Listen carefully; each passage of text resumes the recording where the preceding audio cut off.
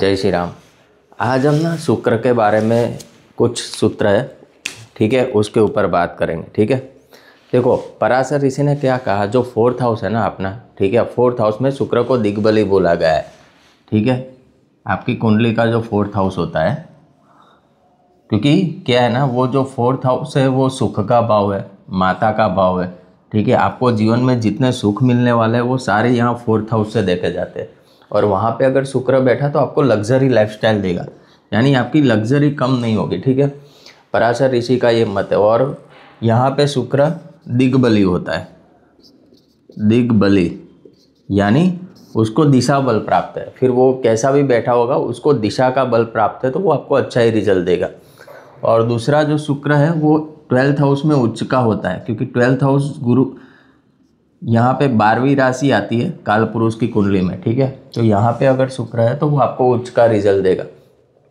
ये हमारे पुराने सिद्धांत है। ठीक है, पहले के ज्योतिषी ये बताते थे, बट आप शुक्र को समझो। शुक्र क्या है, शुक्र आपकी लाइफ में क्या देता है? शुक्र एक तो लग्जरी लाइफस्टाइल देता है।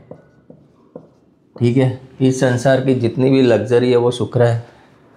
दूसरा आपका प्रेम, ठीक है, आपका आकर्षण, अट्रैक्शन,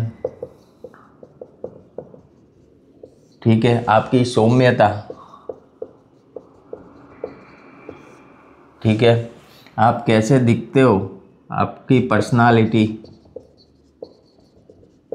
ठीक है, तो शुक्र के ऊपर बहुत सारी चीज़ें डिपेंडेंट है। तो अगर हम शुक्र को देखें, देखो पहले क्यों यहाँ पे ये चीज़ अच्छी बोली गई फोर्थ हाउस 12th हाउस में, कि फोर्थ हाउस में उसको दिशा बल प्राप्त है और 12th हाउस में वो उच्च का होता है।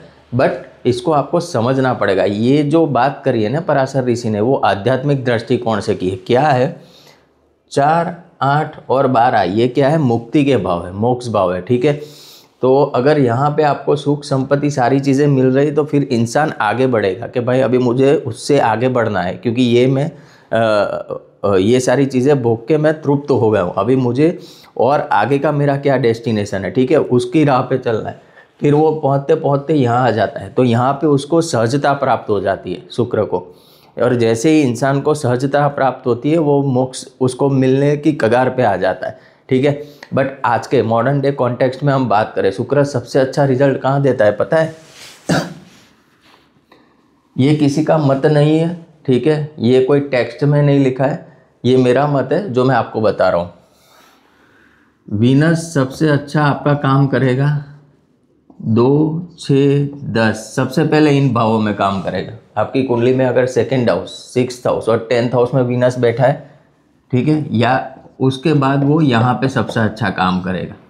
ठीक है, 3, 7, 11 में। रीज़न बीइंग 2, 6, 10 आपका अर्थ त्रिकोण है और 3, 7, 11 आपका काम त्रिकोण है। ठीक है, जो वीनस की इन सारी चीज़ों से मेल खाता है। ठीक है, तो आपकी कुंडली में अगर यहाँ पे वीनस है, यहाँ पे वीनस है, यहाँ पे वीनस है, बहुत अच्छी बात है।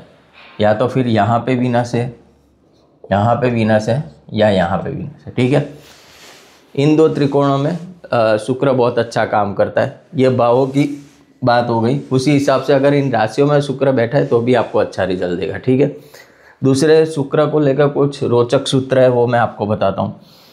मान लीजिए आपका शुक्र यहाँ पे बैठा है, ठीक है, 6th हाउस में।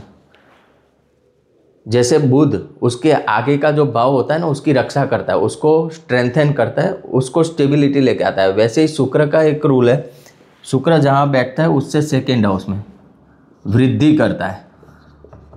ठीक है, तो आपकी कुंडली में देखो शुक्र कहाँ पे, शुक्र के आगे का भाव का देखो, आगे का भाव देखो। मान लो किसी की कुंडली में 8th हाउस में शुक्र है, तो शुक्र यहाँ बैठ के क्या करेगा, इसके ये 9th हाउस है ना, धर्म का हाउस, उसको मजबूत करेगा।